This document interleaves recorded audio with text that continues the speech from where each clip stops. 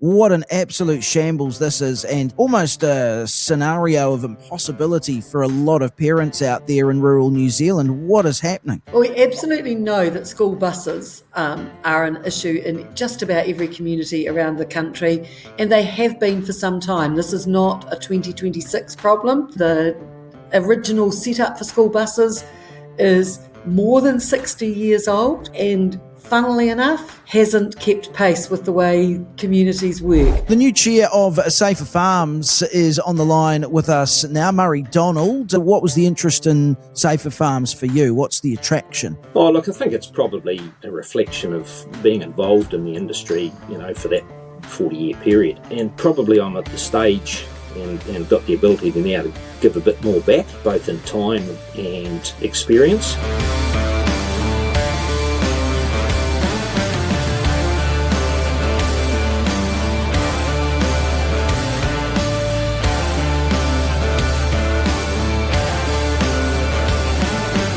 Hey everyone, welcome into another edition of the Rex Daily Podcast. Murray Donald joins us today. He's the new chair of Safer Farms. So we'll find out what sort of vision he's got for that organisation. How safe are New Zealand farms as well?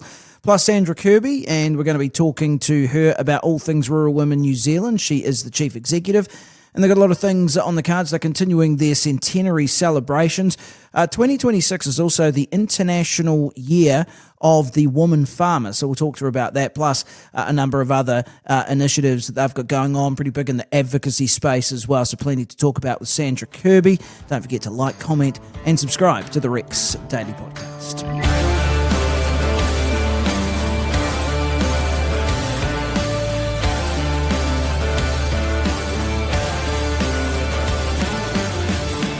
Well, the new chair of Safer Farms is on the line with us now, Murray Donald. He's had a bit of a career in governance, quite extensive, including a directorship of Alliance Meats and also a member of the Mount Linton Station Board. He joins us now. Good to have you on. How are you, Murray? Yeah, good. Thanks, Dom, and thanks very much for having me. No worries. We were just saying before, you managed to get to Southern Field Days last week for a day. How'd you find that? Yeah, no, look, it's always a great event, and so much to look at. You need more than one day to get round if you want to see everything. But the highlight for me is just catching up with people and having good conversations with some industry leaders and old faces from days gone by. Catching up with what's people probably. Yeah, no, I think you're bang on with that. But I did manage to get around pretty much all of it. Much bigger than I kind of remembered from a couple of years ago. Got the steps in on the Friday, that's for sure, Murray. She's quite big. It's a great event. Yeah, and look, funnily enough, we were talking about it just over the weekend with family, and it started by the Eastern Southland Young Farmers Clubs as a fundraising event. And they got a few tractors and ploughs and balers out, and farmers could go and play on them, drive on them, And someone said, I think the first year, might have been the second year, they had a bit of gorse on the side of the hill, so they torched it, and then had a plain fly super and seed and stuff on. So she was real hands-on in those days. It has come a long way. Oh, that's brilliant. Fantastic. So tell me, farming background for you and then into the governance side of things. So set the scene for us so people don't know too much about your background. Yeah, well, family farm in central Southland, sheep and beef finishing. Part of that is leased to a manager that's been with us for 15 years. So sort of helping the next generation get a crack. But really it started for me, Dom, way back when I was young enough to be a young farmer. So I joined the Young Farmers Clubs and, long story short, went through that, got involved with all sorts of different things and was the New Zealand president for 2 years. That was late 80s, so times were tough for farming. So I cut my teeth stomping around Wellington trying to get funding and support for that organisation. Then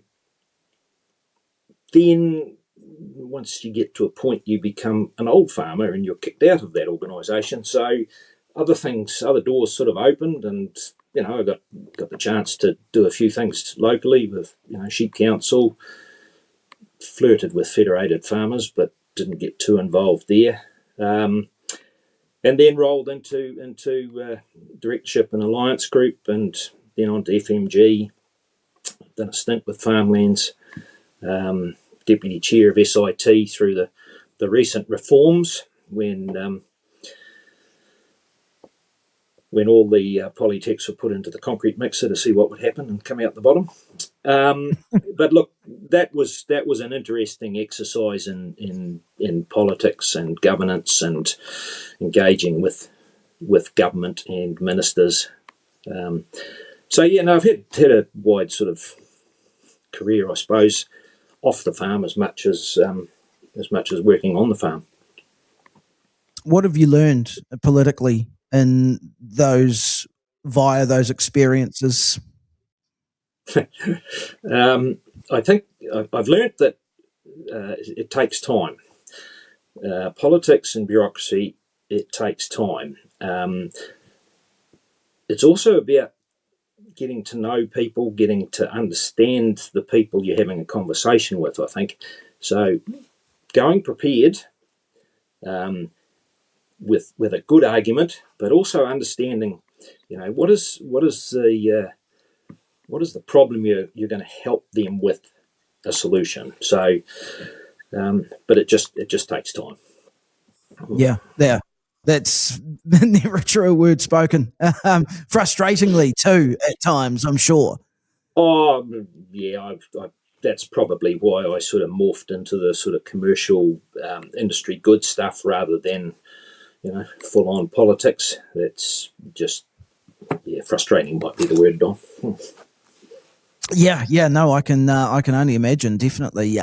So what was interesting about Safer Farms? Because I know that you mentioned FMG there, and I think you were there when Farmstrong was kind of set up as well, right? I think is that correct? Yeah, I was actually right at the end of my time on FMG. We had a conversation around the table. We were looking for.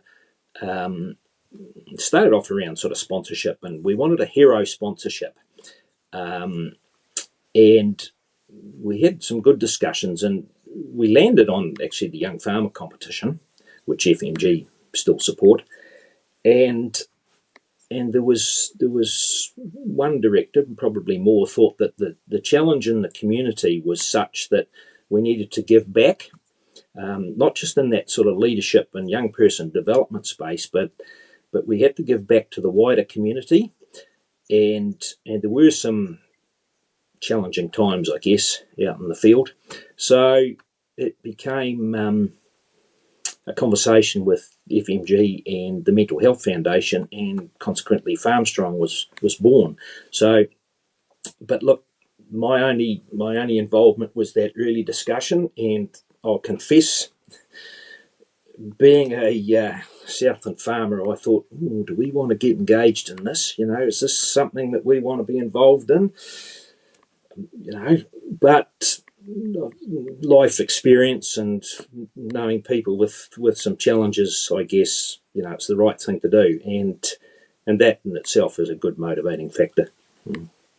It's interesting you say that, isn't it? So the attitude is changing around that stuff, isn't it? And there is genuine recognition now that, things can be bloody tough, and all you need to do in some instances is just wrap a bit of support and make it that, I mean, you've sort of alluded to this stoic New Zealand farmer attitude, right? And, that's fine. That's got us a long way. But also there's a flip side to that, I guess, is my point. Yeah, absolutely. And look, that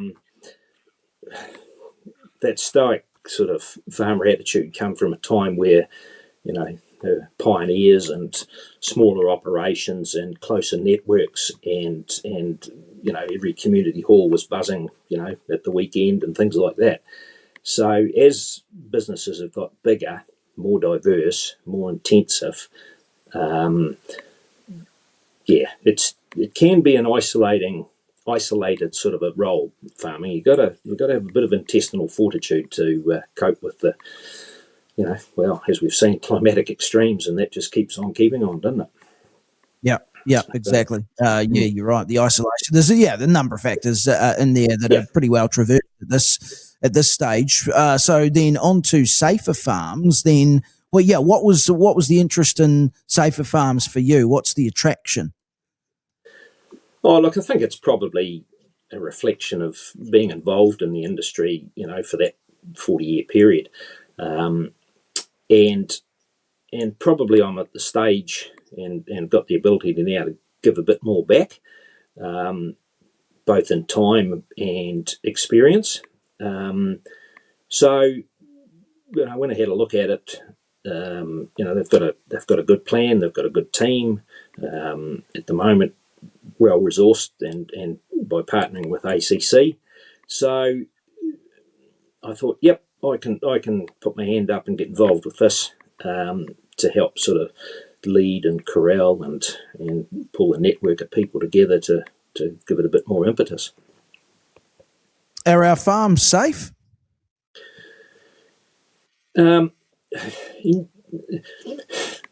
Generally, yes. I mean, they are challenging, dynamic businesses. So, you can go out on a farm and it's the same day in, day out until the day it's not. The hill got slipperier, or the example I used to someone the other day was, you walk into a wool shed.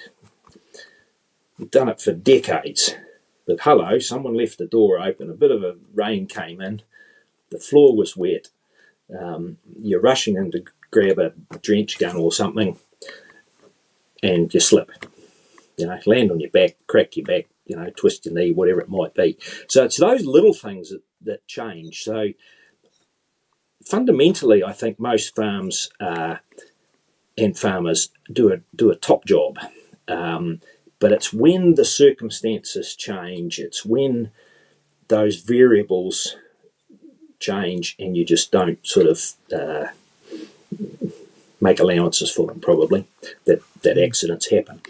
And look, it's usually when you're under pressure, it's usually when you're rushing. I mean, I could show you a scar on my arm from when I was 22. I put my hand somewhere it shouldn't have gone, and I was lucky to still have a hand. So anyway. Yeah.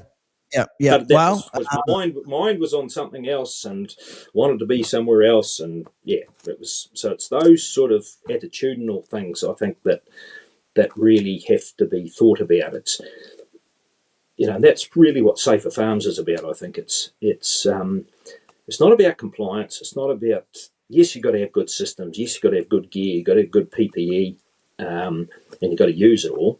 But it's about, the top 2 inches and getting your mind in the right mindset for that day and that task.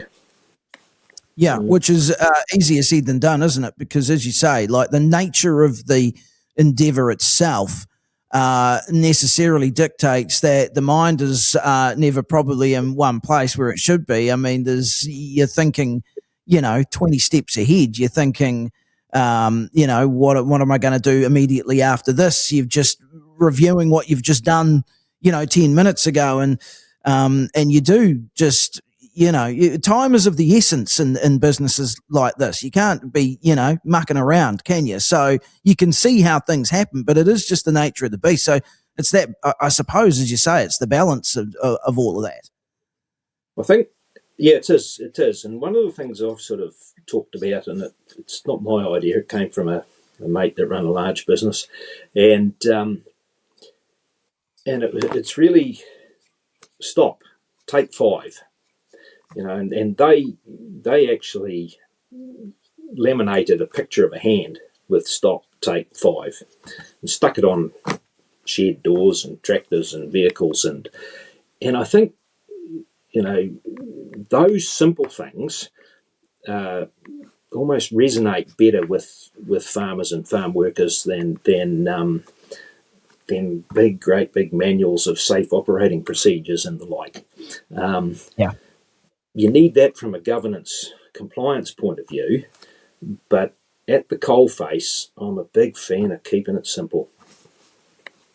Yeah, and also not dictating to people what they should and shouldn't do. It just becomes burdensome and annoying, and people are likely to go against the grain. But if you suggest, hey, just stop, take 5, as an example, that's far more likely to have an effect. Well, I think so, and I think you've got to give people confidence to say, "Hey, no, you're paying me to do this job, but I don't feel comfortable. I'm not skilled enough, or I don't want to go up that hill, or I don't want to cut that tree down. I'll do a small tree, but not a big tree, And so again, it's giving you, it's the people on the farm the confidence to say no, at the same time as you're giving them the tools to be safe. Do you view your upcoming chairmanship, as it were, a chance for change or consolidation, continuing of the message that you've kind of outlined? What's your focus strategy heading into this? Yeah, okay. So Safer Farms have, as I say, have done a lot of work. The team have developed a really good strategic plan, and over a number of years, and we've got some targets and some milestones to achieve to maintain the support of ACC and members. One of the initiatives that's kicking off is a regional local safety ambassadors, and I guess in simple terms we just basically want to unleash a bit more noise, and I see it probably as getting a slot at a lot of field days, a lot of be it a beef and lamb or a bank thing or whatever, and just sort of elevate, and only, again, keep it simple, 10 minutes, what's happening, what should you be thinking about. So that's just one face-to-face thing. Obviously through social media, email alerts, you name it. So basically just getting a bit more activity, a bit more knowledge, so that farmers have got the tools to maybe do something better. But I want them to actually sort of talk to their neighbours and say, okay, what's working over the fence? And you mentioned Mount Linton and some of the directors on the board are on large farming businesses. The large entities have good systems and processes. It's the smaller entities that could perhaps learn from some of those systems and processes, and that's what we want to do. We want to share that, no cost to anyone. Just talk to your neighbour, share that sort of what works well, what doesn't work, and just go from there. So not really any great change in focus from my point of view, just doing what's been set out better with a bit more haste and a bit more energy. In practice, it's an unusual thing. Humans, being what they are, will I've seen it, I've heard it. Things like this, you get the eye rolls until someone has an unfortunate incident, right? You know what I'm talking about. It's like, yeah, fine, whatever, shut up, and then bugger, now look, I've had some horrific incident or a near miss or something, and then you jump on board. You're probably trying to get the message on there before the incident actually happens. Yeah, and I think everyone's really good at the big critical risks. I think we can see them. So it's the small incidents and accidents, and it's when the circumstances change. So that dynamic environment that we operate in. So when that changes, then you've got trouble. So, I think it's just little things done well. And look, it's leadership, it's culture, it's if everyone takes a bit of ownership, watch out for your mate, watch out for your team member, and just again have the confidence to call out something that, hey, I don't want to do this, or you should not be doing that. Yeah, seems like the right approach, definitely. Very good. Well, Murray, nice to talk with you. All the best with everything. And look, I guess farming's as we discussed with Waimumu, seems to be in a pretty decent sort of position at the moment. So long may it continue. Yeah, look, there's a lot of people that have suffered over the last few years through weather events and are still suffering, believe it or not, with another one, those guys up the East Coast and North Island. And one good year is nice, but 2 or 3 in the farming sector really make the difference, and that gives people, confidence to kick on, replace that old gear that might cause a problem. Spend a bit more time on training and development, rather than just cutting staff numbers, chasing your tail, and getting into trouble. So we know how it works. It's just it's just a matter of getting the culture, getting the attitude, and people having conversations. And back to your earlier point, it's a bit like the mental health thing. 10, 12 years ago when we were talking about it, FMG wasn't quite so widely known, well accepted now. I see the same happening with safety on farms. Keep it simple, talk about it, look after your mate. Yeah, good message and good analogy. Good to talk with you too. Cheers, Murray. Appreciate it. Okay, thank you.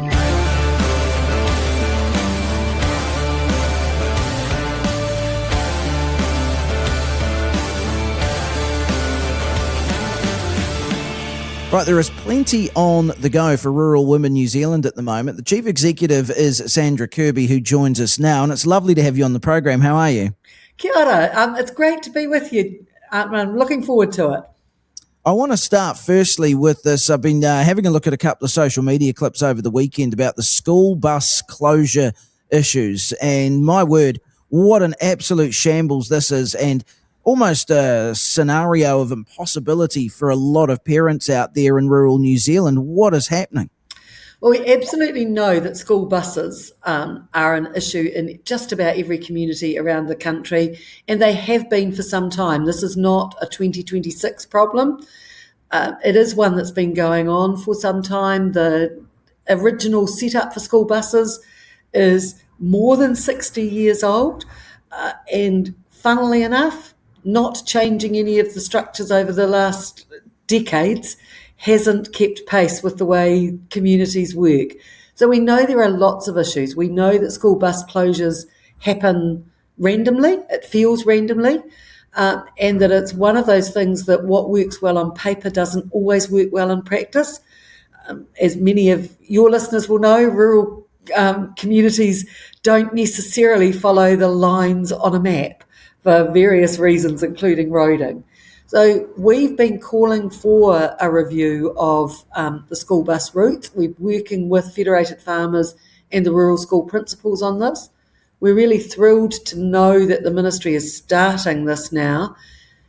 We would like no more closures until such time as things are resolved.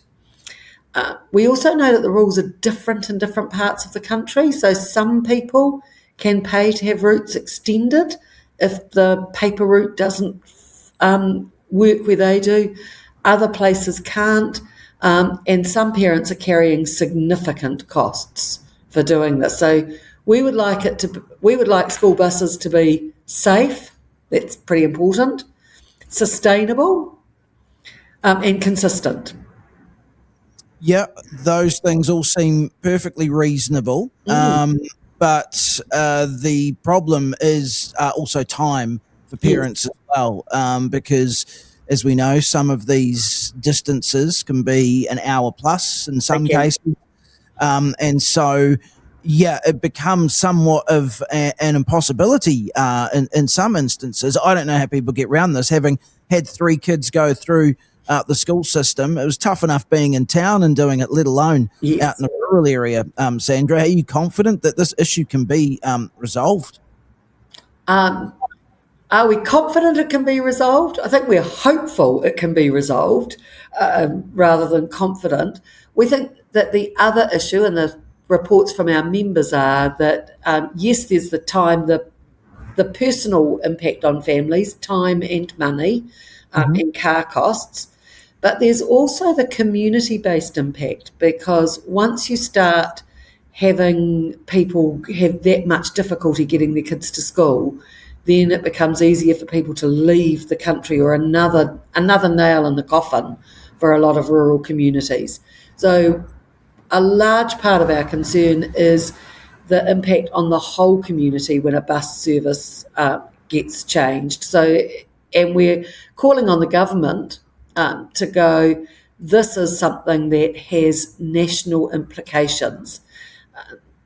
It's a ministry-led review, but we do want the government to take notice of what's happening in rural communities. Yeah, I saw something the other day that was basically saying, look, we're being told to drive less. We're being told to, get our kids to school, and not have those truancy numbers rise, and yet it just becomes so difficult to be able to comply with these edicts from on high. Exactly. We want kids to go to school. We want that to happen. But to be able to go to school, you have to be able to get to school. To turn up, you have to be able to get there. So it is a basic right, and that access to education has long been something that rural women have stood for. So it's ironic that in our centennial year, we're still arguing for some of the things that made our forebears set this organisation up.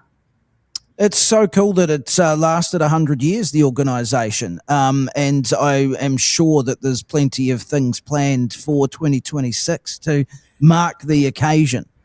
There are. We've been marking the occasion for a while, since June last year, so we're taking the full year, July to June.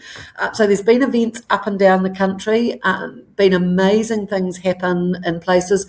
This week we've got events in South Canterbury, or in Mid Canterbury and South Canterbury, and then in the next couple of months, Waikato, and we are going to end with our business awards in Wellington, and also the Governor-General is hosting a morning tea at the end of June. So lots still to look out for, both at a local community level, but also at a national level. So we encourage your listeners to look out for the events in your areas.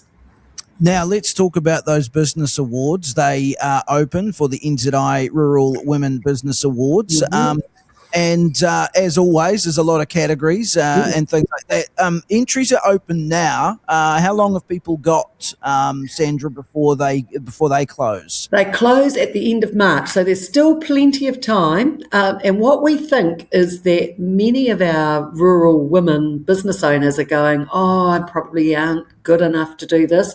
So if you know a rural woman running a business, or rural women running businesses, and you think they should be part of the business awards, you've still got time to gently encourage. So the end of March is when entries close.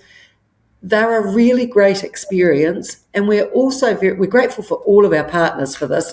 We couldn't do it without the partners.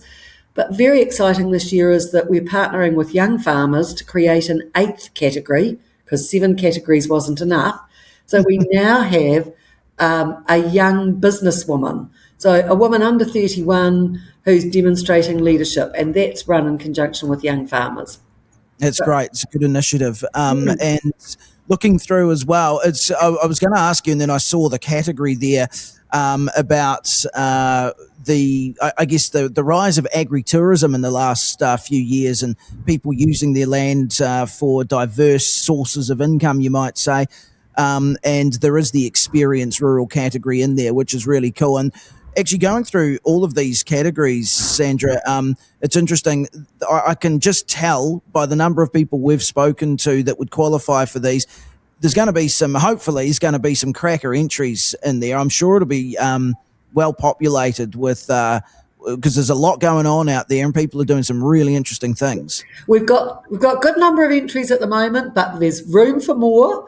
And as you say, there's a lot of great businesses out there being run entirely or mostly by women. So if there's a man in the background, that's great, but needs to be at least 50% women run. And many of our previous business award owners have gone on to other things, so the cuisine awards and various other things. So it's a stepping stone to greater awareness and publicity. And that's probably the biggest thing we can offer for women that are looking to enter these business awards is, yes, it's great to be recognised, and that recognition comes with wider marketing. And as you say, lots of categories. So yes, if you're in agri-tourism, yes, if what your business is running within your farm, so it's the love of the land, it's those things. If you're making products from your farm, then there's a category for you. There's a rural champions category. There's lots. So do look on our website. It's all there.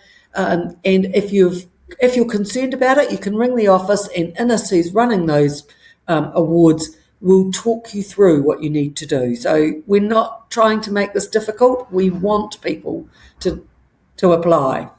Yes, health and wellness is in there as well. There's emerging. It's all in there. Innovation. Yep. So very comprehensive. Art. If you're doing ceramics, painting, pottery, then whatever your business is, we've got a category to meet it.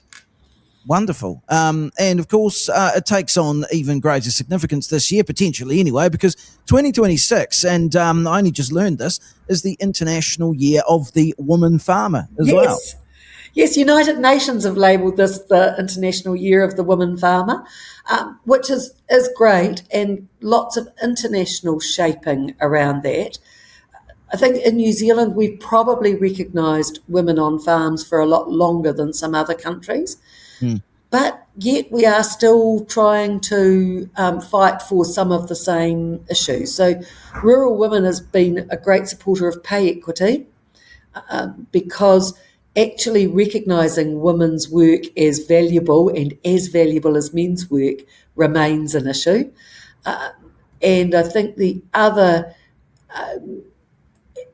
important factor for an international year like this is the recognition that this is not gender-specific work. So we have women that are running farms entirely on their own, just as we have some men that are running farms entirely on their own. It's not to say men's work's not important, but sometimes you need to highlight what's not often seen. Yeah, exactly, and it makes perfect sense. Have you got something going in terms of a distillery? What's happening with what's happening on the booze front, Andrew? So this is not a Rural Women's new business enterprise, but as part of our Centennial, we have partnered with a gin distillery in Wellington and created the most beautiful looking gin. So the first run sold out. We've now just opened a second batch of this gin. You can look on the website or look at our social media and see it, but this is a beautiful looking gin that's blue in the bottle, and when you pour the tonic on it, it turns a lovely shade of pink. Oh wow, look at that. It's it's still small batch gin, so it's still going to be fairly boutique, but it's a very exciting addition to our Centennial program. And one of the other Centennial events is one of our groups worked with a rose grower, and there is a Centennial rose. So if you're very lucky, you can still buy the Rural Women rose. What a great couple of initiatives there. I'm just having a look at the gin now. It looks very cool with Southwood Distilling, right? That's yes, the company. Southwood Distilling, that's right. And they do the sales for us because we're not set up with alcohol licenses. Well, it looks wonderful. The Rural Women New Zealand celebrating 100 years is on the label. Very cool stuff. That's awesome. What a cool idea that is. Now, amongst all the celebrations, of course, and the bus issue that we mentioned at the top, you're always, submitting and looking at issues out there that can advance rural women. The emergency management bill, I think you've submitted on that. What's the position that you were taking on that one, Sandra? Well, it's particularly ironic that we're talking today in the midst of a storm. But we have supported the development of modern emergency management legislation. We think that the current legislation is a bit outdated. and that we wanted to see a greater emphasis on rural communities in that legislation, and that's what's there.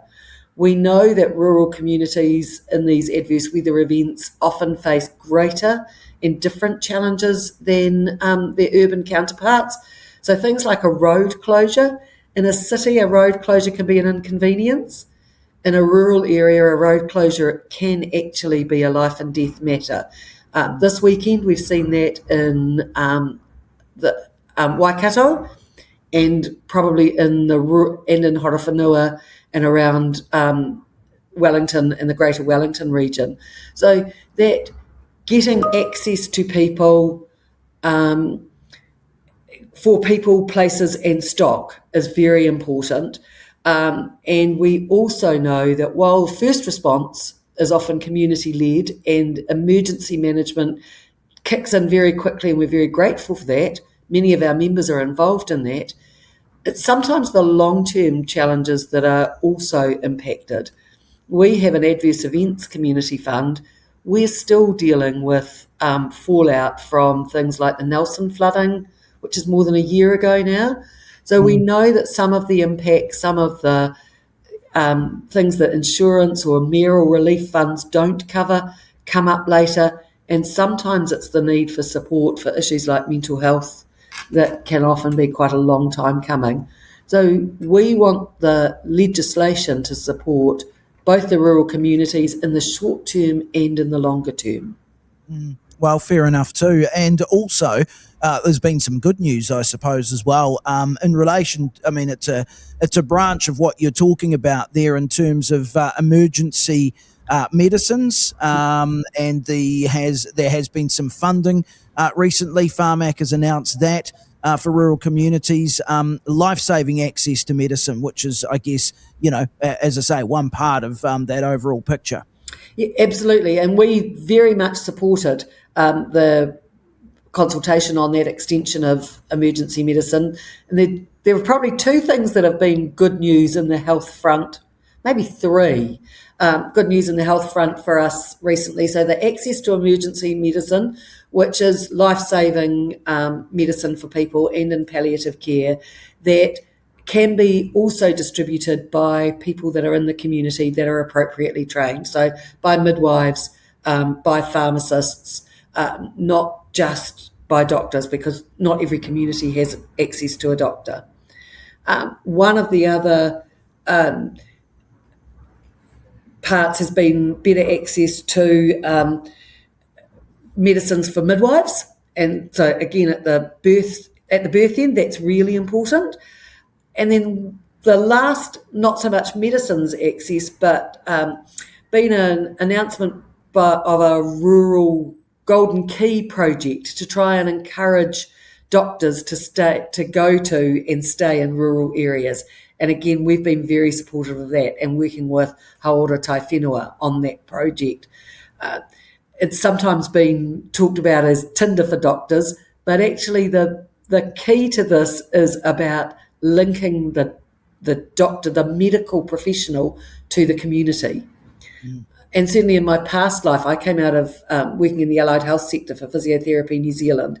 We had the same issues around attracting physiotherapists into the communities, and that we knew that when you took a physiotherapist and embedded their family in the community, then they tended to stay. The same is true for all health professionals. So we're very supportive of the Golden Key project that is being run. I was reading about that actually. Yeah, it's a great initiative actually, and so it's just little things like that, right? That just that make the difference. Yeah, absolutely. Yeah. There's no single silver bullet, unfortunately, in these areas, and it is a matter of building blocks, and we have to celebrate every success and also look for what the next block is to try and improve that equity of access so that rural communities can thrive. Well said. Very good. Tell me, when is the big awards for the rural women business? When's the final, the gala dinner or whatever it is? End of June, 25th. End of June. Right. Okay. No, I'm terrible on days. End of June. The last week in June is a very important week for us, and it's that week. Tickets are on sale for the dinner. You could come. Buy a table. Come and podcast from the dinner. Yeah, well, there's honestly, there'll be some people there that'll be wonderful interviews. Absolutely would be. Sure. We look forward to seeing you.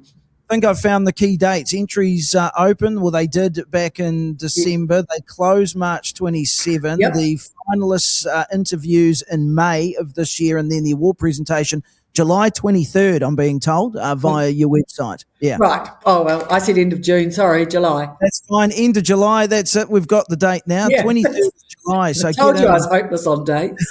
That's fine. No drama. Tell you what, it's been really good to talk with you, though. A lot of interesting stuff in there. So thank you very much, and we'll keep in touch.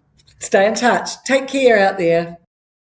That's us for another edition. Thanks as always for watching. Don't forget new episodes dropping every Wednesday, Friday and Sunday. And don't forget also to like, comment and subscribe.